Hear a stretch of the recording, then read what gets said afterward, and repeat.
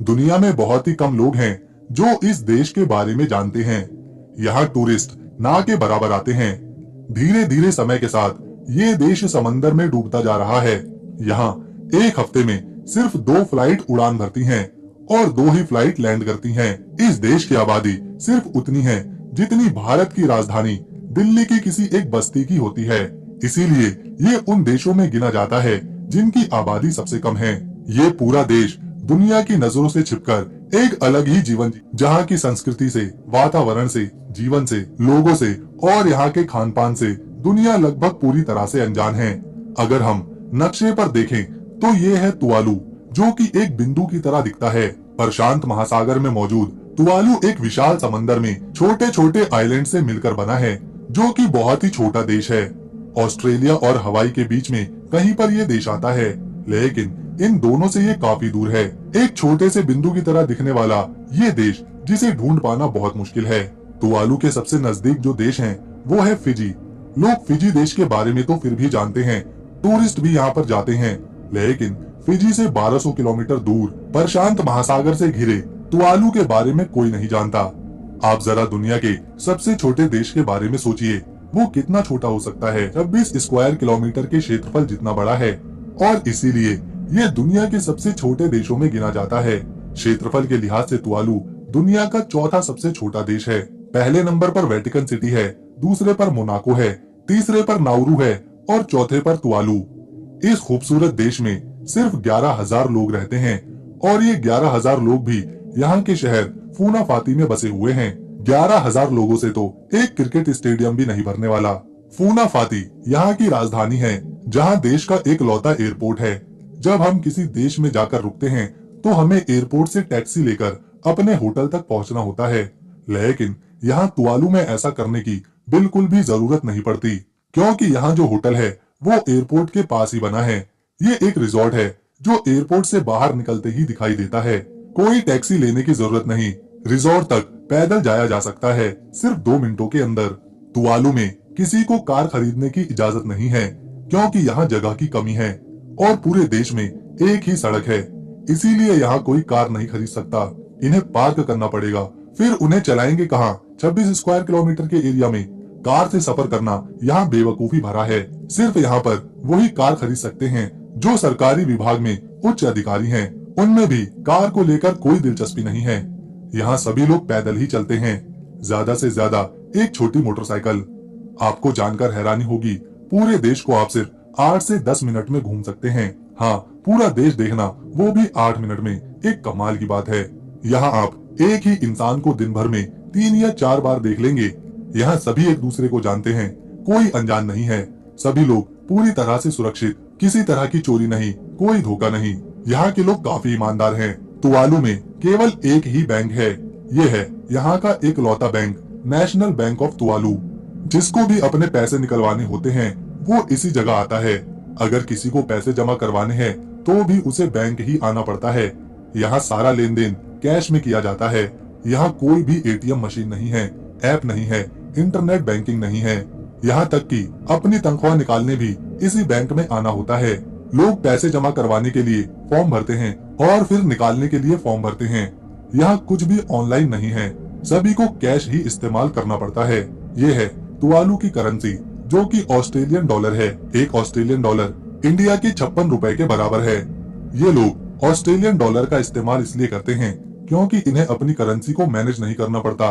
ये सारा काम ऑस्ट्रेलिया खुद करता है। इसके अलावा इनके पास खुद के सिक्के भी हैं, जो कि ऑस्ट्रेलिया डॉलर के बराबर की वैल्यू रखते हैं।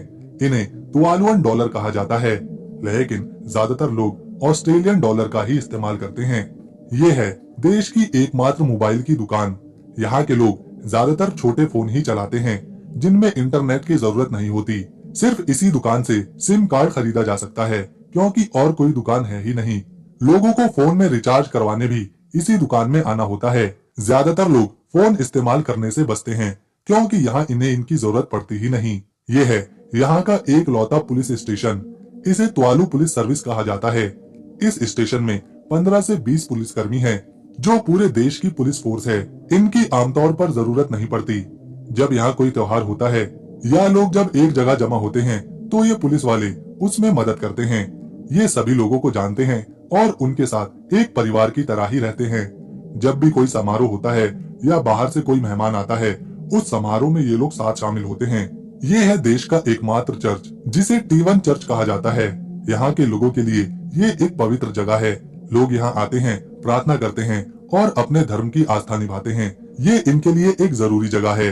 तुवालू में कोई इंडस्ट्री नहीं है, यहाँ कोई फैक्ट्री नहीं है। यहाँ के लोग अपनी जिंदगी बहुत ही सादगी के साथ बिताते हैं। लोगों की जरूरतें बहुत कम हैं। लोग यहाँ खुश हैं। समंदर से ये लोग ढेरों मछलियाँ पकड़ते हैं, उन्हें खाते हैं और दूसरे देशों में बेचते हैं, जिससे यहाँ के लोगों का जीवन चलता है। तुवालू में पहली से लेकर 12वीं तक शिक्षा बिल्कुल फ्री है। यहाँ की सरकार पढ़ाई को काफी महत्व देती है, इसीलिए शिक्षा मुफ्त है। हालांकि यहाँ एक भी यूनिवर्सिटी नहीं है। जिनको हाई स्कूल पास करके आगे पढ़ना होता है, वो या तो ऑस्ट्रेलिया चले जाते हैं या फिर न्यूजीलैंड। यहाँ वैसे तो हर चीज एक ही है, लेकिन स्कूल 10 हैं। हर आइलैंड पर एक स्कूल है, जिनमें से 8 स्कूल प्राथमिक शिक्षा के हैं, जिसमें छोटे बच्चे पढ़ते हैं, और 2 स्कूल 12वीं तक हैं। इस देश को दूसरे देश हमेशा मदद करते हैं, फिर चाहे वो शिक्षा में हो या फिर आपदा में। ऑस्ट्रेलिया और न्यूजीलैंड जैसे देश यहाँ के स्कूलों का, हॉस्पिटल का और इंफ्रास्ट्रक्चर का खर्चा उठाते हैं, यहाँ के लोगों की मदद करते हैं। ये खूबसूरत देश आने वाले 30 से 40 सालों में डूबने वाला है, क्योंकि ये एक आइलैंड कंट्री है जो कि समंदर से घिरी है। इस आइलैंड का समंदर से ऊंचाई का स्तर केवल 2 से 3 मीटर का है, इसीलिए जब यहाँ तेज बारिश या फिर तूफान आता है तो ये पानी से भर जाता है। आने वाले 30 से 40 सालों में तुवालू पूरी तरह से समंदर में समा जाएगा, क्योंकि दुनिया भर में लगातार जलवायु परिवर्तन हो रहा है। इस देश के डूबने के पीछे 3 वजह हैं। पहली, ग्लोबल वार्मिंग। ग्लोबल वार्मिंग की वजह से तापमान बढ़ता ही जा रहा है, जिससे समंदर अपने आप को और फैला रहा है। जब समंदर फैलता है तो उसका पानी का स्तर भी ऊपर आता है, जिससे ये देश आने वाले समय में डूबने वाला है। दूसरी वजह है बर्फीले पहाड़ों का पिघलना। जो नॉर्थ पोल और साउथ पोल पर खड़े बर्फीले पहाड़ तापमान बढ़ने की वजह से पिघल रहे हैं। जब इनकी बर्फ पिघलती है तो समंदर में पानी बढ़ने लगता है, जिससे समंदर अपने आप को और ज्यादा ऊंचा करता है, जबकि तुवालू समंदर के केवल 2 से 3 मीटर ही ऊंचाई पर बसा है। इसी वजह से ये जल्दी ही डूबने वाला है। तीसरा है, देश की समंदर से ऊंचाई बहुत ही कम है, जिससे ये जल्द ही समंदर में डूब सकता है। इस समस्या को देखते हुए यहाँ के लोग परेशान हैं। उन्हें यहाँ रहना पसंद है, वो अपना घर नहीं छोड़ना चाहते, लेकिन मजबूरी में उन्हें यहाँ से कहीं और जाना ही पड़ेगा। इस क्लाइमेट चेंज के खतरे को देखते हुए वर्ल्ड बैंक के प्रेसिडेंट, जो कि एक अमेरिकन इंडियन है, अजय बांगा, उन्होंने हाल ही में तुवालू का दौरा किया, वहाँ के लोगों से बात करी और तुवालू की क्लाइमेट चेंज की परेशानी को समझा। उन्होंने तुवालू के लोगों को इस परेशानी से निपटने के लिए ट्रेनिंग पर जोर दिया, ताकि यहाँ के लोग ज्यादा से ज्यादा समय अपने देश में खुशहाली के साथ बिता सकें। तुवालू के लोगों को बचाने के लिए एक नई जमीन की जरूरत कभी भी पड़ सकती है, और ये काम किया है ऑस्ट्रेलिया देश ने। साल 2023 में तुवालू के लोगों को ऑस्ट्रेलिया में रहने के लिए जमीन दी गई है। दरअसल आने वाले सालों में इसकी जरूरत पड़ सकती है।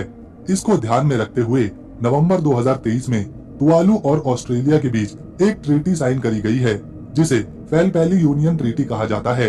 इस ट्रीटी के तहत ऑस्ट्रेलिया हर साल 280 तुवालू के लोगों को अपने देश में हमेशा के लिए रहने के लिए जमीन देगा, अपने देश की नागरिकता देगा। एक साथ 11,000 लोगों को अपने देश में लाना और बसाना थोड़ा मुश्किल काम है, इसीलिए 280 लोग जो तुवालू से ऑस्ट्रेलिया आना चाहते हैं, उन्हें वहाँ जमीन दी जाएगी, ऑस्ट्रेलिया में बसाया जाएगा। इससे धीरे धीरे लोग ऑस्ट्रेलिया में बस भी जाएंगे और किसी को परेशानी भी नहीं होगी। हालांकि तुवालू के लोग अपना देश नहीं छोड़ना चाहते, अपना घर, अपनी संस्कृति नहीं छोड़ना चाहते। उन्हें यहाँ प्रकृति की गोद में जीवन बिताना पसंद है, यहाँ की शांति पसंद है, यहाँ प्रदूषण नहीं है, किसी तरह का क्राइम नहीं है। तुवालू की कमाई एक बेहद ही खास तरीके से होती है, जिससे करोड़ों रुपए उन्हें मिलते हैं। इसे इंटरनेट डोमेनिंग कहा जाता है। तुवालू का डोमेन नेम है .tv, हमारे देश इंडिया का है .in। इसी तरह हर देश का एक डोमेन नेम है। जब कोई इन डोमेन नेम जैसे .tv, .in का इस्तेमाल करता है, कोई कंपनी या टीवी चैनल या लाइव स्ट्रीमिंग करने वाले जब इस तरह के डोमेन नेम का इस्तेमाल करते हैं, तो उन्हें एक तय रकम देनी होती है। वो जिस देश के डोमेन नेम का इस्तेमाल कर रहे होते हैं, उस देश को .tv एक फेमस डोमेन नेम है, जिसे एक लाइव टेलीकास्ट वीडियो चलाने वाली कंपनी इस्तेमाल करती है। उस कंपनी का नाम है ट्विच। ये कंपनी .ट्विच टीवी इस्तेमाल करती है, जो कि तुवालू देश का डोमेन नेम है। इस वजह से इन्हें तुवालू की सरकार को हर साल लगभग $12 मिलियन यानी कि 100 करोड़ रुपए देने होते हैं। तुवालू के लिए ये 100 करोड़ रुपए काफी अहम होते हैं, जो उसे सिर्फ एक नाम .टीवी की वजह से मिलते हैं। इस देश का इतिहास भी बहुत छोटा है, लेकिन दिलचस्प है। 18वीं शताब्दी से पहले किसी को पता ही नहीं था तुवालू नाम का कोई आइलैंड भी है। सबसे पहले यहाँ के आइलैंड पर कुछ पॉलिनेशियन लोग रहने आए। इन लोगों ने मछली पकड़ना शुरू किया और खेती भी करी। उन्हें यहाँ अच्छा लगा और वो इसी आइलैंड पर बस गए। उन लोगों ने अपनी संस्कृति को यहाँ बढ़ाया और परिवार बड़े किए। जब धीरे धीरे यहाँ कुछ आबादी हो गई तो कई सदियां बीत चुकी थी। समय आ चुका था 18वीं शताब्दी का, जब यूरोप के खोजकर्ता दुनिया भर में घूम घूम कर नई नई जगह की खोज करने में लगे हुए थे। इसी खोज के दौरान एक ब्रिटिश खोजकर्ता ने इस आइलैंड को देखा। फिर क्या था, यहाँ ब्रिटिश और अमेरिकन कुछ संख्या में आकर बस गए। उन्होंने यहाँ की मछलियों का इस्तेमाल किया। उन मछलियों को ब्रिटेन भेजा और आइलैंड पर मौजूद दूसरे खनिजों का फायदा उठाया। 1892 आते आते तुवालू ब्रिटिश अंपायर का हिस्सा बन चुका था। ब्रिटिशों ने यहाँ अपनी सरकार बना ली थी, जिसके बाद यहाँ के सभी बड़े छोटे फैसले ब्रिटिशर ही ले रहे थे। तुवालू के लोगों की संस्कृति मानो कहीं खोने लगी थी। इनके देश के संसाधनों पर ब्रिटिशरों का कंट्रोल हो चुका था, जो कि यहाँ के लोगों को बिल्कुल भी पसंद नहीं था। जिस भी संसाधन से पैसा कमाया जा सकता था, उसे ब्रिटेन भेजा जाने लगा। ये सारी बातें तुवालू के लोगों को बिल्कुल भी अच्छी नहीं लगी। ब्रिटिश सरकार की हुकूमत के 86 सालों बाद तुवालू को आजादी मिली। 1 अक्टूबर 1978 में तुवालू एक आजाद देश बना। यहाँ के लोगों ने अपनी संसद बनाई, अपने ही लोगों में चुनाव करवाए और उन्हीं में से नेता चुने। इस तरह आज ये एक आजाद देश है। ये है देश का झंडा, जिसमें नीला रंग समंदर को दिखाता है। इसमें इंग्लैंड का झंडा शामिल है, जो कि तुवालू और इंग्लैंड के इतिहास को दर्शाता है। और साथ में 9 स्टार बने हैं, जो कि देश के 9 अलग अलग आइलैंड को दिखाते हैं। ये है देश का एकमात्र रनवे, जहाँ से जहाज उड़ान भरते हैं और उतरते हैं। ये ज्यादातर खाली ही रहता है, क्योंकि एक हफ्ते में सिर्फ 1 या 2 जहाज ही यहाँ से उड़ान भरते हैं या फिर लैंड करते हैं। इनके बारे में लोगों को पहले ही मालूम होता है। हर रोज सूरज डूबने के साथ लोग इस रनवे पर आते हैं। वो यहाँ फुटबॉल खेलते हैं। पूरा रनवे मानो एक पब्लिक प्लेस बन जाता है। बच्चे हो या बड़े, यहाँ शाम को फुटबॉल खेलने जरूर आते हैं। यहाँ के लोग मछली पकड़ते हैं, शराब पीते हैं, जुआ भी इनको खेलना काफी पसंद है और अपने परिवार के साथ ये समय बिताना सबसे ज्यादा पसंद करते हैं। तुवालू एक ऐसा देश है जहाँ सबसे कम टूरिस्ट आते हैं। यहाँ हर साल 2000 से भी कम सैलानी घूमने आते हैं। अगर किसी को तुवालू पहुँचना है तो पहले उसे फिजी देश जाना होगा, क्योंकि फिजी से ही तुवालू के लिए फ्लाइट उड़ान भरती है। दोस्तों, ये देश पूरी तरह से कोरल अटॉल से बना है। अगर आपको कोरल अटॉल के बारे में नहीं पता तो हम बता दें कि कोरल अटॉल एक ज्वालामुखी का बचा हुआ हिस्सा होता है। इसका आधा हिस्सा समंदर के नीचे डूबा होता है और आधा हिस्सा जमीन पर दिखाई देता है। यहाँ जितने भी आइलैंड हैं, वो सारे के सारे ज्वालामुखी से ही बने हैं। तुवालू के अलावा दुनिया में 3 और देश हैं जो पूरी तरह से कोरल अटॉल से बने हुए हैं। पहला है मार्शल आइलैंड, दूसरा है किबाते और तीसरा है मालदीव। अगर हम किसी देश में जाते हैं तो सबसे पहले हमें उस देश का वीजा लगवाना पड़ता है। बिना वीजा के दूसरे देश में एंट्री नहीं मिल सकती। दुनिया के बहुत से देश हैं जहां भारत के नागरिकों के लिए वीजा ऑन अराइवल की सुविधा है, यानी कोई भी भारतीय चाहे तो पहले उस देश में पहुंच जाए और फिर बाद में वीजा ले ले।